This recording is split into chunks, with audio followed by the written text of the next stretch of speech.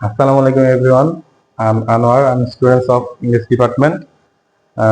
Today I'm talking about fundamental grammatical term versus speech in English. প্রিয় শিক্ষার্থীরা, আমি তোমাদেরকে সর্বপ্রথম ইউনিহাব থেকে জানাচ্ছি শুভেচ্ছা ও স্বাগতম। আমি তোমাদেরকে এই পেজ থেকে তোমাদের রেগুলার আর কি ইংলিশের বেসিক ক্লাসগুলো আমি নিব। তো আমরা আজকে পড়তে যাচ্ছি ভার্সেস স্পিচ। হ্যাঁ, ইংরেজিতে একটা খুবই গুরুত্বপূর্ণ বিষয় হচ্ছে ভার্সেস স্পিচ। তুমি যদি ভার্সেস স্পিচ আইডেন্টিফিকেশন না করতে পারো, তুমি ইংলিশ ভালোভাবে মানে আয়ত্ত করতে পারবে না। তো দেখো ভার্সেস স্পিচ, ফার্স্টে আমরা দেখব ভার্সেস স্পিচটার অর্থটা কি। ভার্সেস স্পিচের অর্থ হচ্ছে, ভার্স অর্থ কি? একটা অংশ। অফ অর্থ কি? অফ অর্থ হচ্ছে র বা এর। স্পিচ অর্থ কি? বাক্য। তাহলে হচ্ছে টোটাল অর্থটা বোঝাচ্ছে বাক্যের একটি অংশ। কেমন? তো ভার্সেস স্পিচটা কাকে বলে? সেন্টেন্সে ব্যবহৃত অনেকগুলো ওয়ার্ড থাকে, সেগুলো বিভিন্ন পারপজে সেখানে ইউজ হয়। তো এগুলোর যে পারপজ থাকে এগুলোকে বিভিন্ন শ্রেণী ভাগে ভাগ করা হয়। হ্যাঁ, তাদেরকে আর কি ভার্সেস স্পিচ বলা হয়। তো আমরা সহজ করায় বলতে পারি বাক্যে ব্যবহৃত প্রত্যেকটি ওয়ার্ডকে ভার্সেস স্পিচ বলা হয়। তো দেখো ভার্সেস স্পিচ কত প্রকার? ভার্সেস স্পিচ হচ্ছে তোমার 8 প্রকার। তো দেখো কি কি হয়। ফার্স্ট হচ্ছে noun, pronoun, adjective, adverb, verb, preposition, conjunction, interjection. কেমন? তো আজকে আমরা প্রত্যেকটা ক্লাসিফিকেশনের জাস্ট একটা পরিচয় আমরা শিখবো, এবং পরবর্তী ক্লাস থেকে ইনশাআল্লাহ আমি তোমাদেরকে বিস্তারিত যে বিস্তার আলোচনা আছে এগুলো আমি তোমাদেরকে পড়াবো। তো দেখো ফার্স্টে আমরা দেখবো হচ্ছে নাউন। নাউন অর্থ কি? নাউন অর্থ হচ্ছে কোনো কিছুর নাম, ব্যক্তির নাম, বস্তুর নাম, প্রাণীর নাম, পদার্থের নাম, কোনো গুণের নাম, জায়গার নাম ইত্যাদি। দেখো বস্তুর নাম, পদার্থের নাম যেটাই হোক। তো দেখো এখানে সেন্টেন্সের মাঝখানে এখানে ক্যাটটা হচ্ছে একটা নাউন। এখানে এই ক্যাট দ্বারা সমগ্র বিড়াল জাতির নামকে বোঝানো হচ্ছে। ক্যাট একটা নাম। তারপরে এখানে আরেকটা আছে মাউস, হচ্ছে ইঁদুর জাতির যে নাম।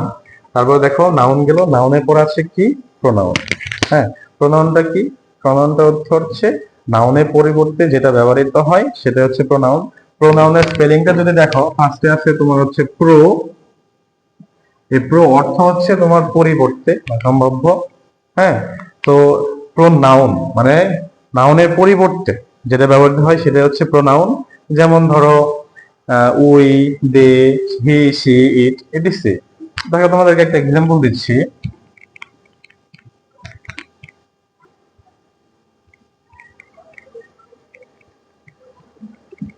আদি is a good student.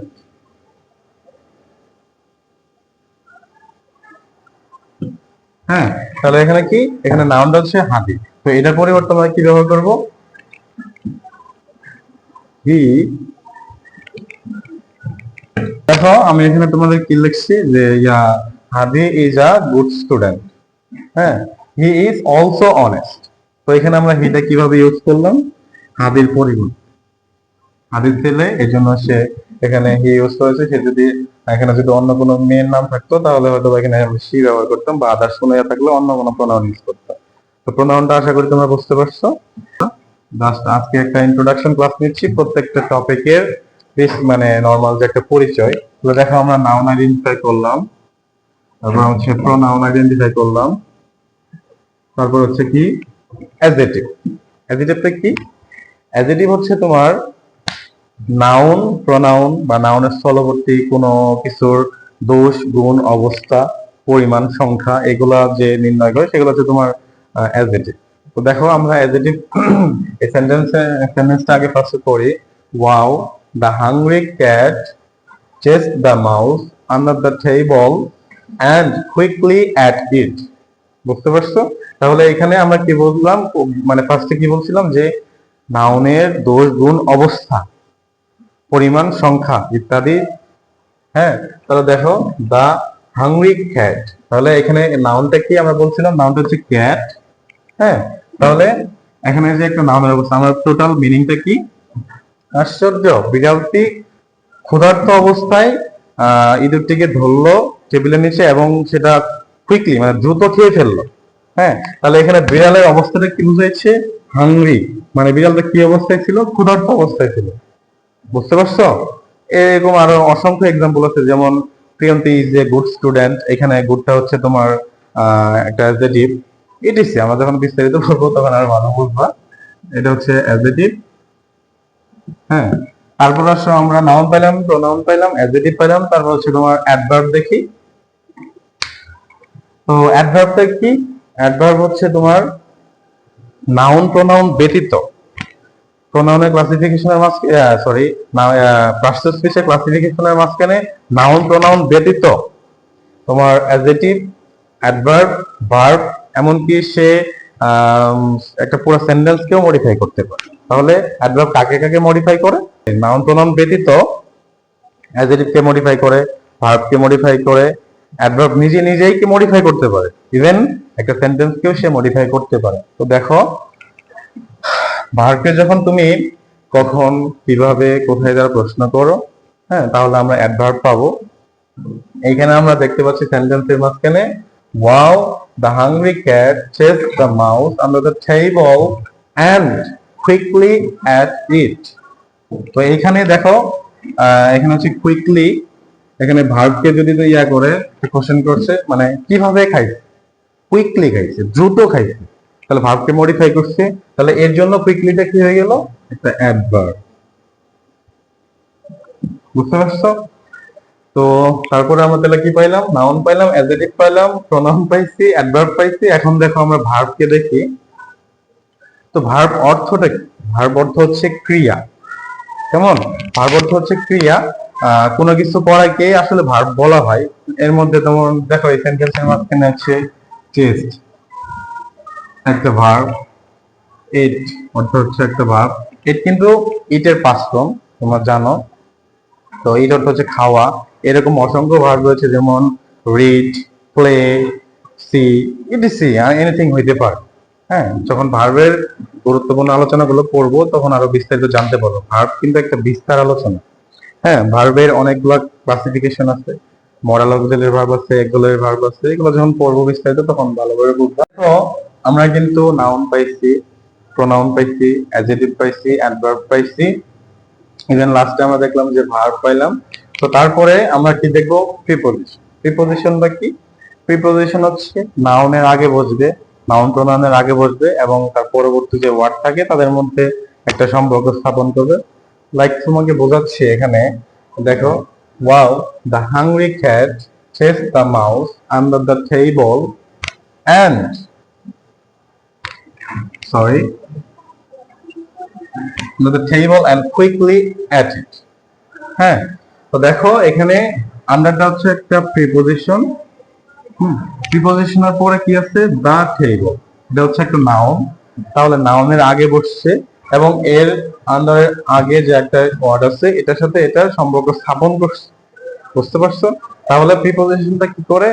Noun প্রোনাউনের আগে বসবে এবং তাদের সাথে পরবর্তী বা অপর প্রান্তে যে ওয়ার্ড আছে তাদের সাথে সম্পর্ক স্থাপন। বুঝতে পারছো? তারপর দেখো আমরা প্রিপোজিশন পাইলাম। তারপরে দেখো আমরা এখন দেখবো হচ্ছে কনজাংশন। কনজাংশনটা কি? কনজাংশন হচ্ছে তোমার তোমার একটা সেন্টেন্সে ওয়ার্ড, তারপর হচ্ছে একটা সেন্টেন্সের মাঝখানে তোমার ফ্রেজ থাকে, তারপর হচ্ছে ক্লজ থাকে, এগুলোর মাঝখানে সম্পর্ক স্থাপন করে। তো দেখো, এখানে the mouse under the table and quickly at it, তাহলে হচ্ছে দ্য টেবল অ্যান্ড, এন্ডটা কি? এন্ডটা হচ্ছে তোমার এই পাশে একটা ওয়ার্ড বা ফ্রেজ বলো, দুই প্রান্তে সংযোগ স্থাপন করছে। বুঝতে পারছো? তাহলে এরকম বিভিন্ন ইয়ে আছে, এক্সাম্পল আছে, তখন আমরা যখন বিস্তারিত ক্লাসে করব তখন আমরা বুঝতে পারবো ইনশাল্লাহ। আপাতত একটু জেনে রাখো। তাহলে এখানে আমরা কি পাইলাম? যে দুই প্রান্তের কোনো ক্লজ, ফ্রেজ আর যে কোনো ওয়ার্ডকে যদি সংযুক্ত করে তাহলে সেটা হচ্ছে কনজাংশন। তারপরে সর্বশেষ ক্লাসিফিকেশনের মধ্যে তোমার ইন্টারজেকশন।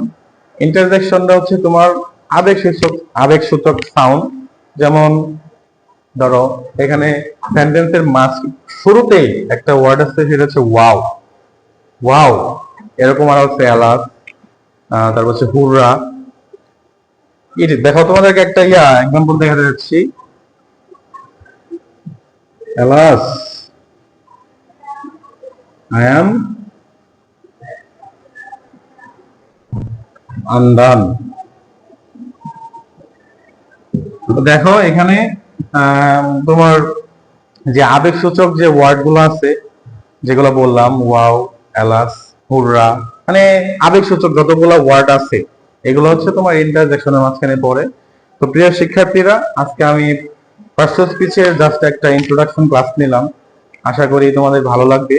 তো আমি তোমাদেরকে পরবর্তী ক্লাসে এদের যে ক্লাসিফিকেশন যা যা আছে, 8টা ক্লাসিফিকেশনের প্রত্যেকটারই বিস্তার আলোচনা আছে, এগুলো আমি তোমাদেরকে পড়াবো। তো আমাদের পেজের নাম হচ্ছে ইউনি একাডেমি হাব। আমি এখান থেকে ক্লাস নিব ইনশাআল্লাহ তোমাদের জন্য।